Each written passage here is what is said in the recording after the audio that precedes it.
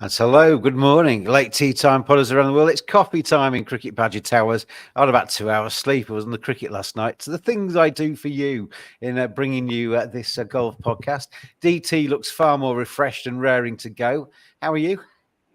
Well, I was doing live blog on the US Open until about 1. And then I got up and did the park run. So I'm a bit knackered as well. Yeah, that's competition to see who's the most tired. If you can beat us at Late Tea Time Pod, if you've had no sleep whatsoever. But anyway, it's a tantalizingly poised US Open. We've got a young pretender who's not pretending anymore in Ludwig Åberg, who is leading the scoreboard at the moment. He's going to win a major at some stage. Could it be this week that he could get his up and running? It's been a meteoric rise for Åberg. Bryson DeChambeau hanging on in there. In fact, I'll give you the top end of the market, shall we? Because Ludwig is now favourite, 100 to 30, and Bryson DeChambeau 9 to 2. So is Rory McIlroy, who kind of slipped away, then kind of came back in and slipped away. Then Patrick Cantlay still up there. Xander Schauffele 9 to 1 and 11 to 1 respectively. Tony Finau 14. Hideki, he's still in contention, 18 to 1. Thomas Detry is 18 to 1. Tyrrell Hatton, who's on both of mine and DT's and personal betting slips, is 40 to 1. Got himself into contention, then slipped away, but he's not that far back. It's interestingly poised ahead of the third round, DT. Yeah, I mean, you go down the leaderboard and you think, well, how far can I go down? Because there's some big names sort of lurking. But if you're going with history, you really do need to be in the top 6. So I've gone back to since 1996. There's only been 2 winners that were worse than 6th at halfway. Okay, so it's really, really hard to make up ground in the US Open. That particularly be the case this week because it was so tough. So you can't just fly from near the cut line. No chance. People like Scotty Scheffler, absolutely no chance today. But it's how far you go down. I was going to say to you, my strategy of waiting until he's a big price and then backing him, 80 to 1 now, Scotty. I mean, could you take him each way to maybe just have a flying third round, fourth round? Because if anybody can, he can. But then we said that ahead of round 2. No, I mean, the each way terms are getting shorter. You can still back players to finish in the top 10 or 20. So it's not beyond the realms that he does make a bit of a move. But it's just so difficult to do that from where he is. So, yeah, I mean, if you go stature, you're not going to get value, are you? Because his stature is such that people are expecting him to. Yeah, that's it. The expectation is that the sort of odds are there to put you off a bit. So if you stick into that idea that you've got to be in the top 6, so you're down to Åberg, DeChambeau, Detry, Cantlay, McIlroy, Finau, and Pavon. And then if you think, is Pavon really going to win this? And then if you think, is Detry, who's never won on the PGA Tour, or even DP World Tour, going to win this? So you're probably looking at Åberg, DeChambeau, Cantlay, McIlroy, and Finau. And of those, it's tough. There's 2 major winners in that list, isn't there? Who have been there and done it before. In McIlroy and Bryson. So would you say that they're the favourites because they've experienced it? But then we come back to what we said yesterday about Rory hasn't won for 10 years. So he's still got that to kind of combat, hasn't he? Yeah, and it's a weird one. I do these 10-year trends previews, and actually the last 10 US Open winners, 7 had never won a major before. Right. So you'd almost, on that basis, be giving the nod to Åberg and Cantlay and Finau over the other 2. Yeah. But it's tough. I mean, how do you call it? I can't really see what's separating them. Ludwig Åberg's going to win multi-majors, I think. Can it be this? I mean, it's only about a year ago that he started, isn't it? It's not that long ago he kind of burst onto people's radar. But he's a cool customer, isn't he? He kind of walks around the course. He's always looking quite happy with life. Says thank you to the crowd, and he's just not fair. It's a great temperament he's got for this, but it is, I don't know if it suits to be he's the halfway leader on his own. It's like, all right, mate, you're the leader. We're all looking at you. You've got the target on your back. So I don't know. I wonder if it suits McIlroy to be 1 back rather than 1 ahead. From Åberg's position though, it's not like he's got a 10-shot lead to throw away. It's tight, isn't it? Yeah. So, I mean, it's very tight, isn't it? I mean, I know I said the top 6, but if you look at someone like Matsuyama, who's 8th, he's only 3 off the lead. I still So fancy Tyrrell to come good. I mean, yeah, 4 off the lead. you could. It's not like they're outside the top 6 and miles back, is it? It's all bunched up. So Yeah. it's a fascinating round 3. Really is to see how it takes shape ahead of the final round. Anyway, thank you very much indeed to switchwatersupplier.com. We always give them a plug because they're our sponsor. So make no apologies for that. And we always play their advert as well. So if you fancy saving money on your business bills when it comes to the water, here is how you do it with our friends at switchwatersupplier.com. All golfers want to stay away from the water. That splash as your round sinks beneath the surface is never a good sound. But golf courses rely on water to keep those fairways and greens lush. For that post-round shower or the clean glass at the 19th hole. Golf courses, indeed most businesses, spend way too much money on their water bills. Switch Water Supplier can cut your water costs and help your business save money. Register now at switchwatersupplier.com. They will do all the hard work and get your business the very best price for your water supply and claim money back if you've been overcharged. Switchwatersupplier.com. Switching made simple. Indeed, switching made simple with switchwatersupplier.com. So, right, let's get into it, DT. Ahead of the 3rd round, it's moving day at the US Open. How do we find a winning bet today? So I'm going to go with an ACCA. We've kind of been waiting for the 2 balls. Oh, sorry. We should mention that you're to miss the cut. Oh, yes. Or to make the cut, rather. ACCA landed. We had 2 versions of it. We had one with Tiger Woods, which was about 16-1. We had one without Tiger, which was 9-2. Tiger sadly didn't quite make the weekend, but the rest did. The rest did just. Scotty Scheffler, one of those right on the number, along with Fleetwood as well. He was at +5. But yeah, you can. I think we picked the right ones. I mean, a few big names didn't make it. Hovland, I never fancied Hovland this week, as I think I said at the start. There's a few big guns that didn't go through, but luckily ours just about made it. So yeah, that was quite nice. And shame for Tiger. I mean, he was right in there with a few holes to go. He just needed to make 1 birdie over the last 4, but couldn't quite get it done. So we were probably right. Tiger, how long will Tiger be happy just to make up the numbers? Because he's not that kind of character, is he? The problem is he can't put in the hours to make himself sharper. Because he's still got so much in him, but to compete, to just turn up every so often and try and compete at this level, it's just so difficult. So that's almost kind of his level now, isn't it? Will he make the cut in a major? But that's not why Tiger started playing golf, isn't it? To make cuts. He's there to win. So there was a rumor, wasn't there, last night that he was saying this might be my last US Open. It's time. Perfect time for him to switch to the Live Tour, isn't it? And he played 3 rounds. Yeah, don't tell him that. So yeah, I mean, his exemption from winning the 2019 Masters runs out for the next US Open, but they do special exemptions. So it's hard to think that if Tiger fancied it, I can't believe they wouldn't say, "All right, you're in." So there's a permanent red carpet down for people like Tiger, isn't there? Yeah, I think anyway. So but it's whether he wants to walk up it, doesn't he? When he knows he's only just battling to get into the weekend, or hobble up it as he sometimes does. Right, we're looking for your little ACCA. Then how are we going to play it? So it's a kind of a theme, really. I've got a bit of a theory that short game will count for even more over the weekend. Because this course is just going to dry out, get firm and faster.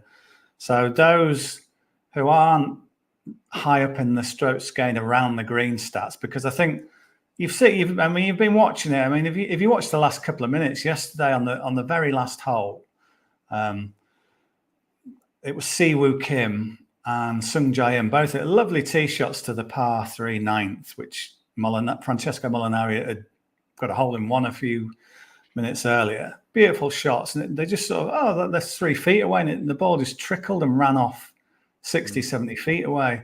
I can see that happening more and more as the weekend goes on.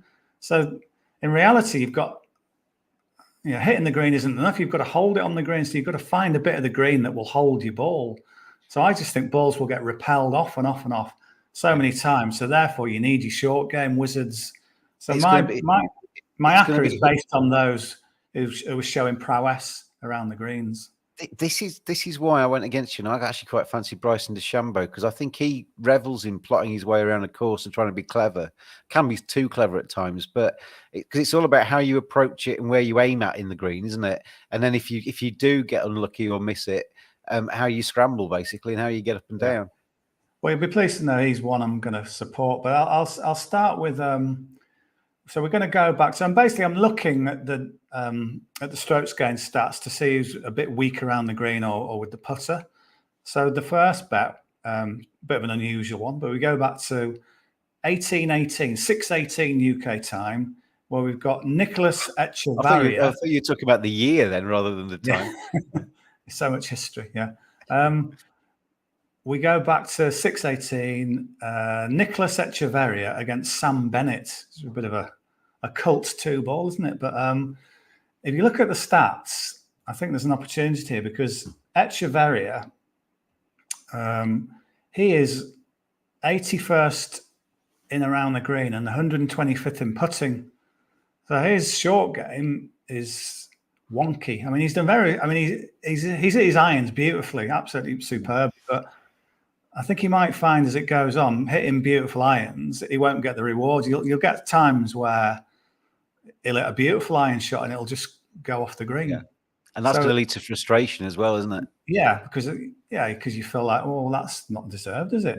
So at the moment, it looks like his short game will struggle to keep him going on the weekend, whereas Sam Bennett is 8th in strokes gained putting, 43rd in around the green. So pretty strong numbers from him.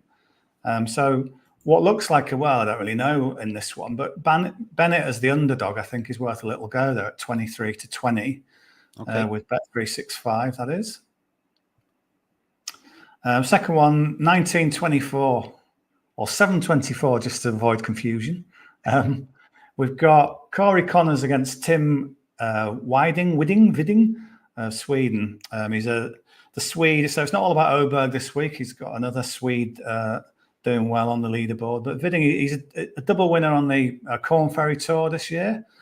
Connors we know all about, and Connors is your kind of classic tee to green player. But I just wonder if his short game will hold up on the weekend. So if you look at their respective stats, Connors is only 70th around the green, whereas Widding is 16th. So quite a disparity there.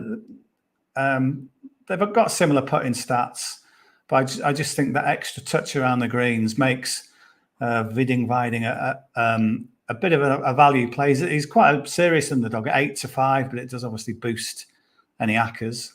Okay. Then we've got Hideki Matsuyama against Mathieu Pavon, the Frenchman who won at Torrey Pines earlier this year. He's having a great week, and so fair play to him. But I just think Matsuyama will get the better of him in round 3. And statistically, this is why I'm going for this. Really, Matsuyama is in the top 15 for both strokes gained around the green and strokes gained putting. So his short game. I read a little interview with him this morning. He just said how well he's putting. So he's got real confidence with the putter and around the green. He shot the round of the day yesterday. 66 was the low round of the day. Pavon obviously done great, but his stats are pretty decent. They're just not. He's 32nd around the green, which is good, but his approach play is pretty average as well. He bogeyed the last 2 holes yesterday as well, so he just lost a bit of momentum. So it's a pro Matsuyama bet really than an anti-Pavon one. I just think Matsuyama is looking really sharp and has got a bit of momentum, and he'll be the favourite in that Hideki. Yeah, quite a serious favourite, 5-8. Yeah, Matsuyama, but he's been there and done it in the US Opens. Pavon we don't really know, so it's more of a safer play. And then the interesting one is DeChambeau, Oberg. They're both 21-20 at Bet365. So it's like a pick 'em who wins out of them. But statistically, if there's one area where Oberg might just get caught out on the weekend, it's his chipping around the green. He's 95th in strokes gained around the green, which is way, way worse than anyone in the top 20 on the leaderboard. So that's a surprise, isn't it? Of all the players, top 20 players, he is worst in that category. He's doing everything else really well. He's 6th in putting, 12th in approach, 1st off the tee. But I just think that little Achilles heel that he's had so far this week, I mean, could just be the thing that lets him down, because I think it's an important thing to be able to do well on the weekend. Where DeChambeau is 26th around the green. So DeChambeau's statistics across the board, he's strong in every department, whereas Oberg has just got this little niggly weakness that could make the difference. I mean, he could turn that around, but so far he's had 2. It's not like he had one bad day of chipping around the green. Round 1, he was 93rd for strokes going around the green. Day 2, he was 98th. So both days, that's not been his thing, and I just think it needs to be sharper. So, yeah, it's a negative as well on his chances of winning, I guess. So DeChambeau, you don't really know what you're going to get. You think you do because he's come second in the Masters and he looks so cool. But I think there's more chance of him unraveling a little bit today than DeChambeau. So DeChambeau, I mean, I don't know if you saw any of the coverage. DeChambeau sort of had a stint in this. They made this sort of pop-up commentary box, NBC, like a little studio, a desk in the trees. And he was just sat there basically just commentating on all the shots, saying, like, Oberg had a putt and he's going, oh, that looks a bit short. Oh, my boy. Oh, my gosh, she's holding. So he was really engaging yesterday. It's like I don't know. I can't think why now he was so disliked, but yeah, I was thinking that the other day. I quite like him. I think he is. I mean, I don't know him. Never met him. Never been in the same postcode as him. But I think he is one of these guys that uses that bravado, the fist pumping, the kind of chest pounding attitude that he's got to cover up. Maybe I think he's not that. That's his kind of release kind of thing. I actually think he's quite a nice guy. Yeah, I mean, he was definitely a bit arrogant. He's a bit socially awkward at times. And I think when he first came on tour, he looked a bit arrogant, maybe a bit entitled and a bit like, look at me, I'm a bit crazy. But there was definitely a nice side in there that going along with that. And now it's just, I think he's learned how to sort of accept things a bit more and show that nice guy. Sometimes, though, that outward facade of being a little bit arrogant and stuff is actually to cover up a little bit of shyness or a bit of insecurity. I think so. And I think that might have been him. He's got this nickname, the scientist, and he is probably a sort of classic nerd, and he's in a very sort of alpha male environment.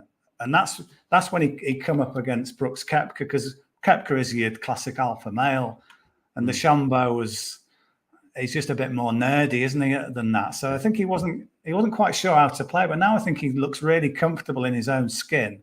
And if you listen to him yesterday doing that commentary stint, he just looked so sort of relaxed, and it was great. So I just think he's in such a good headspace now. That It doesn't seem frightened to take the mickey out of himself a little bit as well. I saw a couple of these socials where he was in the gym pounding iron, but he was kind of raising up he was doing this kind of exercise, kind of like his fist pumping. This is my fist pump ready for the major. Just taking the mickey out of himself a little bit. And I quite like that. I mean, there's enough sort of bland characters knocking about. So to get someone like him, you really want to see more of him. He's the one live player that you think, oh, what a shame we don't see him every week, because he's been a breath of fresh air this week. So, yeah, I guess, I mean, down the years, you have had the US Open winners sort of come in little batches. I think like Else won in 94 and 97, Goose in 01 and 04, Mickelson. Well, not Mickelson, he's never won it. There's been kind of little gaps where if you win one, I think the second one can come fairly quickly. Payne Stewart won twice, Lee Johnson twice. So DeChambeau, I know I was struggling to come up with a winner.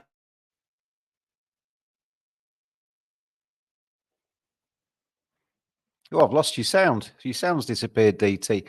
But you're about to say Bryson DeChambeau maybe could win it. I actually think he could. 9-2 on Bryson. I think he seems to be in a good place, headspace wise.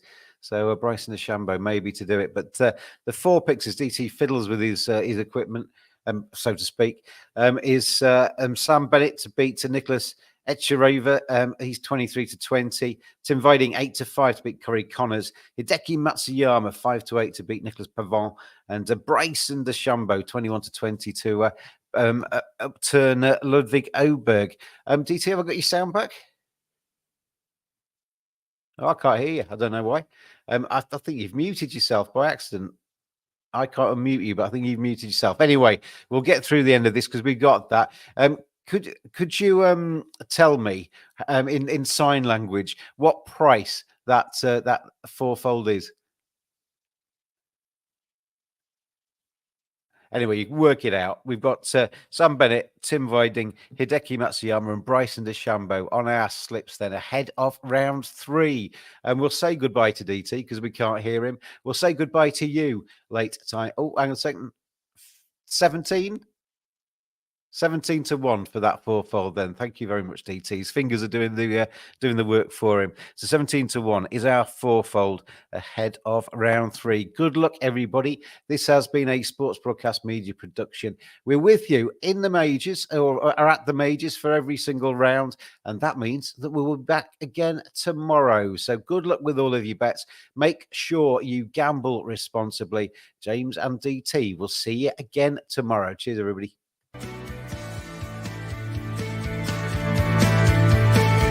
Always gamble responsibly.